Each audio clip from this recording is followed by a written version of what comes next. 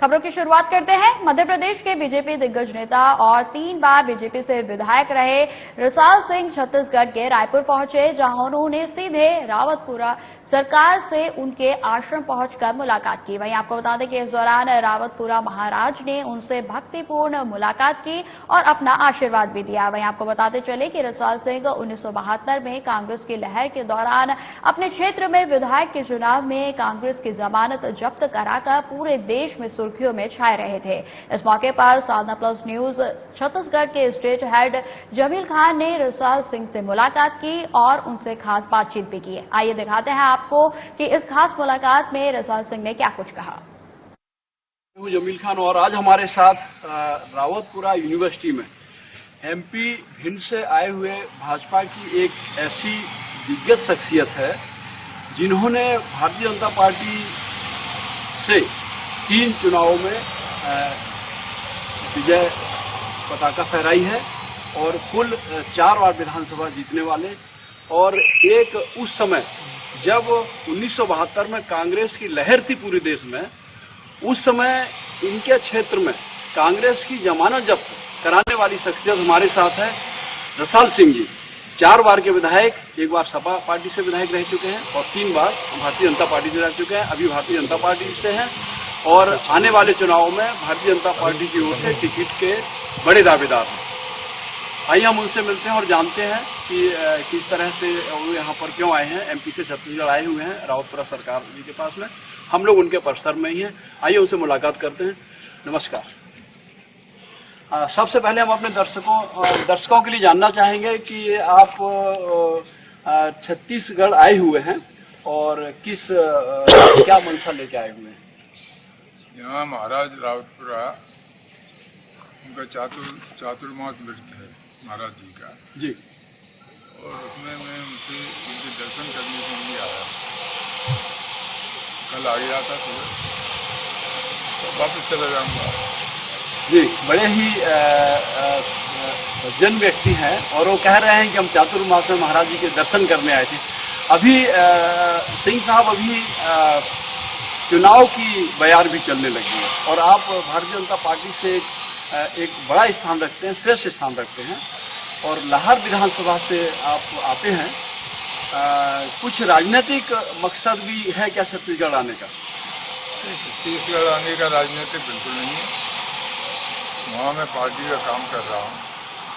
मेरा विधानसभा क्षेत्र था रोम, वो प्रतिमन खत्म हो गया। पार्टी ने मुझे लाहौर से लड़ाया तो पार्टी जहाँ 2,500-3 हजार पे वोट पे सिमट गई थी, वहाँ पहली बार में मैंने कांग्रेस को टक्कर दी और 4,000 वोट से जीती। और आज तब से लेकर आज तक निरंतर काम कर रहा हूँ। दूसरा चुनाव लड़ा, उसमें भी पार्टी का वोट बढ़ाया। रात दिन लगा रहता हूँ पार्टी काम। तो लगता तो है कि पार्टी मेरे काम को देखते हुए मेरे ऊपर विचार करेगी, बाकी पार्टी।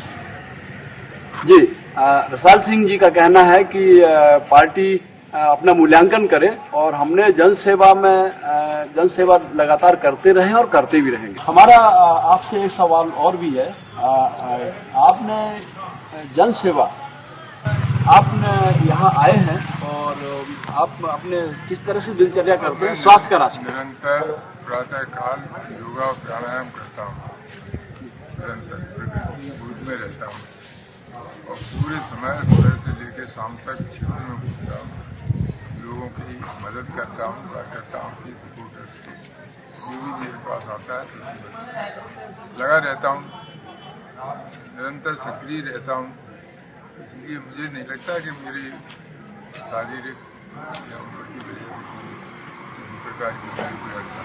कोई व्यक्ति ये दावा करता है, कह सकता है कि हम पूरी तरह स्वस्थ हैं और हमें किसी तरह की कोई स्वास्थ्य की दिक्कत नहीं है क्योंकि मैं दिन भर काम करता हूँ। इसके साथ ही हम ये जानना चाहेंगे कि क्योंकि इतनी उम्र हो गई है, उस समय शिक्षा के क्षेत्र में जब भारत आजाद हुआ उससे पहले का आपका जन्म होना चाहिए। हम उम्मीद करते हैं आपने अंग्रेजों का जमाना भी देखा होगा। तो आपकी शिक्षा कहाँ तक हुई है? एक पुराने समय से आप आए हुए हैं। एमए किया। बहुत ही सुशिक्षित प्रत्याशी हो सकते हैं भाजपा के लिए। उस जमाने में अगर एमए कर लिया जाए या किसी ने एमए किया तो एक बहुत बड़ी उपलब्धि हुआ करती है। लगभग किस ईयर में हुआ होगा आपके एमए?